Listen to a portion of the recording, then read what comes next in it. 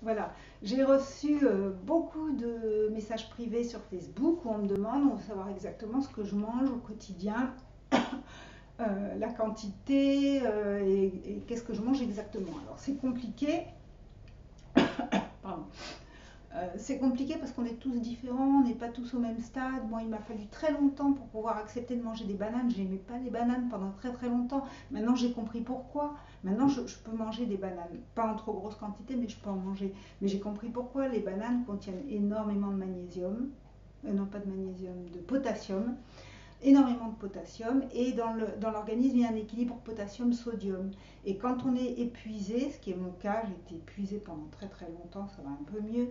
euh, on, on a besoin de sodium. Et si je mangeais trop de bananes, même une banane entière, c'était trop. Une demi-banane, des fois, c'était trop. Euh, je me retrouvais en manque de sodium. Et quand on est épuisé, les reins ne parviennent pas à retenir le sodium. Et du coup, ben, on a une perte en sodium et j'avais trop de magnésium, donc de potassium et ça n'allait pas. Voilà. Donc, ça, c'est pour vous donner une idée de pourquoi on n'est pas tous pareils. On ne mange pas tous pareil. Pendant très longtemps non plus, je ne pouvais pas croquer des pommes. Ça passait dans les jus, mais vraiment, je n'arrivais pas à croquer des pommes.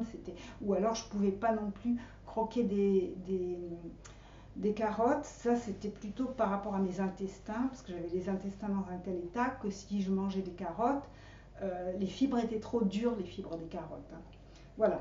Alors, donc avec toutes ces réserves-là, je vais vous montrer ce que je mange dans une journée.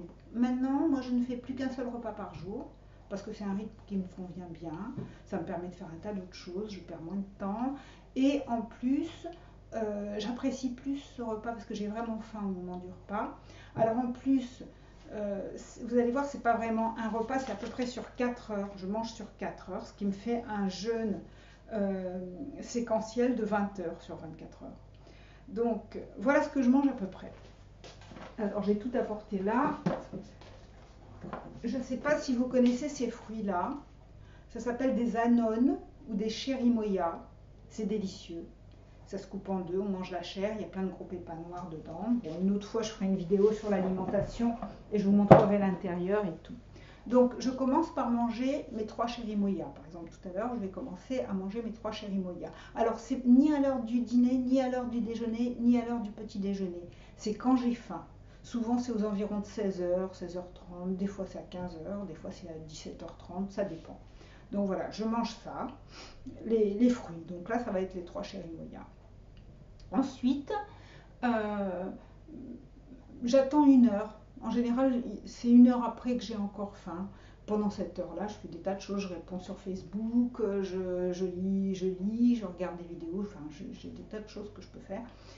Et environ une heure après, quand j'ai à nouveau faim, je vais mettre dans un jus, je vais mettre une betterave crue, 2 carottes, ou 3, hein, ça dépend.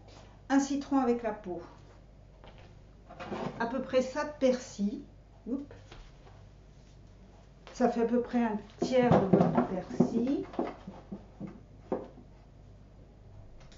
Euh, une petite gousse d'ail. Enfin là, elle était très grosse, donc j'ai coupé la gousse d'ail. Un petit morceau de racine de gingembre et un petit morceau de racine de curcuma. Voilà. Il faut que ça fasse à peu près, ça me fait à peu près 75 centilitres de jus. C'est à peu près la dose qui me convient en ce moment. Il y a eu un temps où je buvais, où je prenais 2 repas par jour et je buvais 500 millilitres à chaque repas, hein. Bon, là, avec 750 millilitres, ça me suffit amplement. Ensuite, je vais attendre à peu près une demi-heure avant d'avoir faim parce que le jus, ça se digère très très vite. Quand j'aurai faim, je vais me faire ça de salade. C'est pas une salade entière, hein, c'est à peu près un tiers de salade. Je vais me l'assaisonner avec le jus d'un citron et au lieu de mettre de l'huile comme matière grasse, je vais mettre enfin 2 jaunes d'œufs crus, 2 jaunes d'œufs crus, parce que c'est excellent pour les intestins, les jaunes d'œufs crus. Ça permet de de réparer la muqueuse intestinale finalement. Voilà, ça contient certains acides gras qui réparent la muqueuse intestinale. Ensuite, après le jus, alors je vais avoir envie d'une tisane. Ah non, mais ça c'était après le jus en fait. Bon, tant pis, je ne vous l'ai pas dit dans l'ordre, mais en ce moment je le prends après le jus parce que je ne sais pas si vous voyez, là je suis habillée en hiver, hein, alors que les précédentes vidéos j'étais vraiment en été. Mais là on est passé de l'été à l'hiver du jour au lendemain. Donc je pense que c'est la différence de température qui fait ça, mais bon, moi j'ai du mal à supporter. Du coup, je me fais une tisane. Alors cette tisane en ce moment, bah, je mets ce que j'ai. Donc j'ai des herbes de Provence, je mets les herbes de Provence dans ma boule à thé, ou alors de l'ail des ours, enfin ce que j'ai dans ma boule à thé. Et donc avec de l'eau chaude. Et je mets dedans le jus d'un citron, du miel, et puis aussi un petit tronçon d'aloe vera. Voilà. Ensuite, alors l'aloe vera, bien sûr que je coupe en morceaux, je mets tout ça dans le blender, hein, et je verse ça dans ma tisane. Et je rajoute de l'eau chaude et ça me fait une bonne tisane. Donc ensuite, je mange ma salade. Et après ma salade, en général, j'ai encore faim. Alors je prends soit de la purée de cacahuètes achetée en boutique bio, hein, elle n'est pas sucrée celle-là, hein, c'est juste des cacahuètes broyées jusqu'à en faire la purée.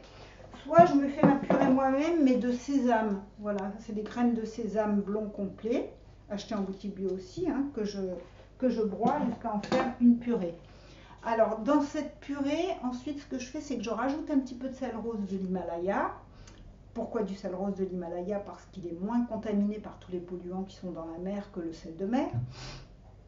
Et ensuite, je mets le jus d'un citron dedans et je monte ça comme une mayonnaise.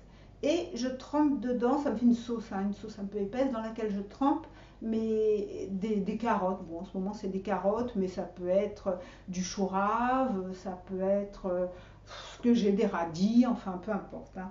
Voilà, je trempe ça et ça me fait un dip, on appelle ça un dip en anglais, une tartinade, voilà. Et c'est délicieux, je me régale. Voilà, bon, j'espère que ça vous aura un peu aidé, j'espère qu'on n'a pas dépassé les 15 minutes. Ah non, il y a un problème parce qu'il marque toujours 7 minutes 31, donc bon, voilà. Bon, eh bien, à la prochaine fois, au revoir.